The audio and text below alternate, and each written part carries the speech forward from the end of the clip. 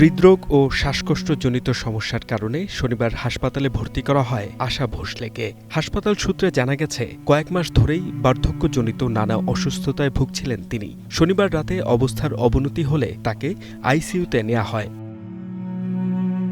রবিবার দুপুরে তার ছেলে আনন্দ ভোসলে মৃত্যুর বিষয়টি নিশ্চিত করেন। সোমবার তার শেষকৃত্য সম্পন্ন হবে বলেও জানানো হয় বিভিন্ন গণমাধ্যমে।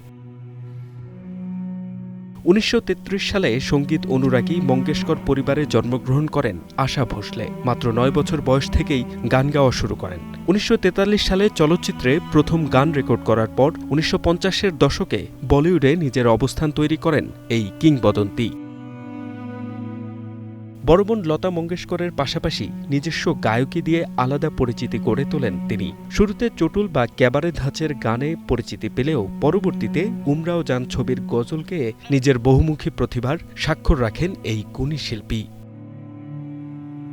তার মৃত্যুতে শোকের ছায়া নেমে এসেছে উপমহাদেশের সঙ্গীতাঙ্গনে। শোক জানিয়েছেন ভারতের প্রধানমন্ত্রী নরেন্দ্র মোদী সহ দেশটির গুণী শিল্পীরা। দীর্ঘ কর্মজীবনে ভারতের বিভিন্ন ভাষায় অজস্র চলচ্চিত্র ও অ্যালবামের জন্য গান গেয়ে রাষ্ট্রীয় সম্মাননা সহ অর্জন করেছেন বহু পুরস্কার। তার প্রয়াণে ভারতীয় সঙ্গীতের একটি স্বর্ণযুগের অবসান ঘটল। H M Ataullah, one international desk.